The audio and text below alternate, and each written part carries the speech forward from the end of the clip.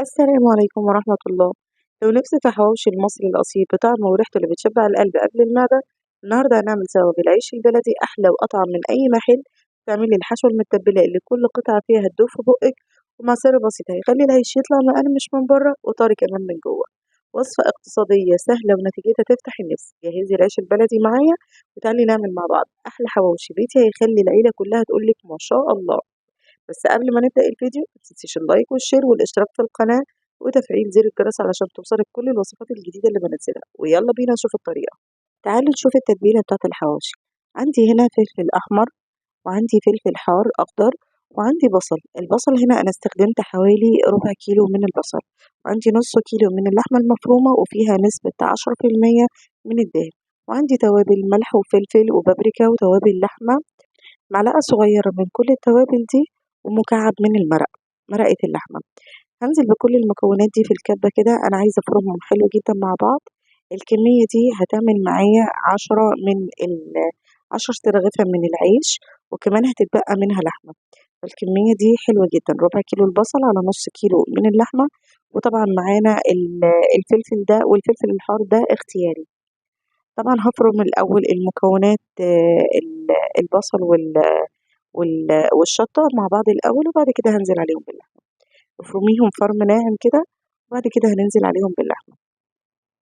طبعا أهم حاجة علشان الحواوشي يطلع معاكي حلو، الخلطة دي تكون مختلطة كويس باللحمة، يعني تبقى ناعمة. أو في ناس طبعا بتحب البصل يكون واضح، بس أنا عن نفسي بحب المكونات تكون يعني ايه مفرومة ناعم جدا.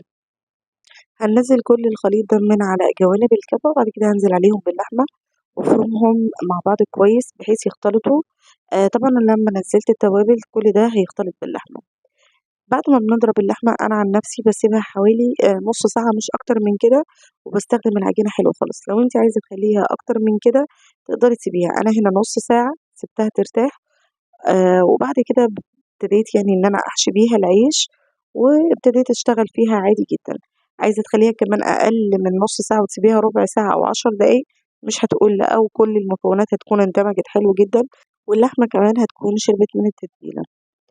بعد كده هنا عندي أنا عيش بلدي. طبعا يا ريت تقولوا لي بتاع المخبز إني أنا محتاجة عيش حواوشي علشان يديهولك يكون حلو وبيتفرد. واختاري النوعية بتاعة العيش تكون حلوة.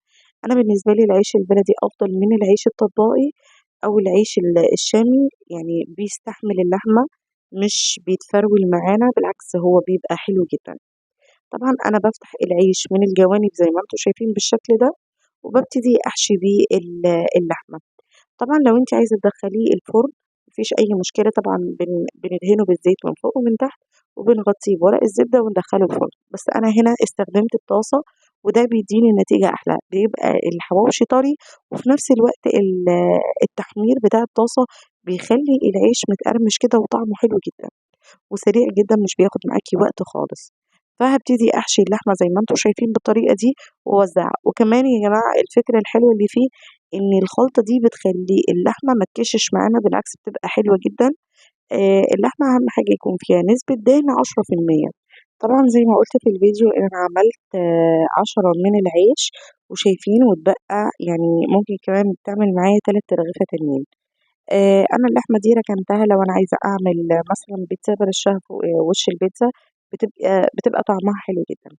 عندي هنا أنا باحب أعمل الحواوشي في الجريلا علشان تدّيني شكل التجزيعة بتاعة الطاسة، يعني بتاعة الطاسة الجريل دي، فبيدّيني شكل حلو جدًا للعيش. طبعًا أنتِ ممكن تستخدمي أي طاسة عندِك، بس أنا باحب شكل الطاسة الجريل، بتدّي شكل حلو جدًا للعيش.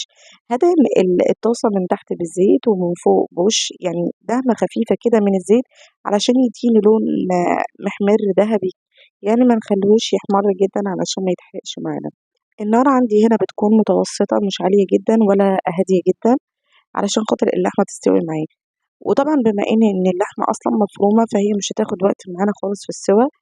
ف على نار متوسطة كده، ونبتدي نقلّب العيش زي ما أنتم شايفين بالشكل ده. شايفين شكل العيش من فوق واخد الشكل بتاعة الجريل من تحت، بتبقى خطير بصراحة. الشكل ده بيبقى شكله شيك كده في التقديم، ويعني حاجة كده مختلفة للأولاد، وكمان على فكرة في بعض المحلات بتدّينا شكل الجريل زي ما أنتم شايفين بالشكل ده.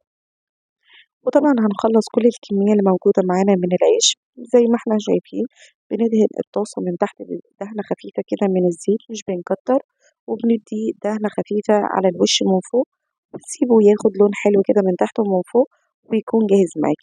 حرفيًا الحواوشي ده ما أخدش منّي وقت نهائيًا، سريع جدًا، وجبة سريعة مش هتاخد منِّك وقت، بالعكس كمان هنفرّح بيها الأولاد هيحبوها أكتر من أي يعني بجد الناس حرفيًا مَلِّت من النهارده هناكل إيه، هنتغدى إيه، الحواوشي ده وصفة سريعة مش هياخد منِّك وقت خالص. طبعًا إحنا كده الحواوشي بعد ما انتهى معانا بتقدري تقدّميه مع حاجة ساقعة، وطبعًا الكاتشب والمايونيز للناس اللي بتحب تضبّط الحواوشي الطعم بتاعه بيه، كده بندهن منه الحواوشي من جوّه وتاكليه بقى وبألف هنا. حرفيًا الحواوشي ده ما أخدش منّي وقت خالص.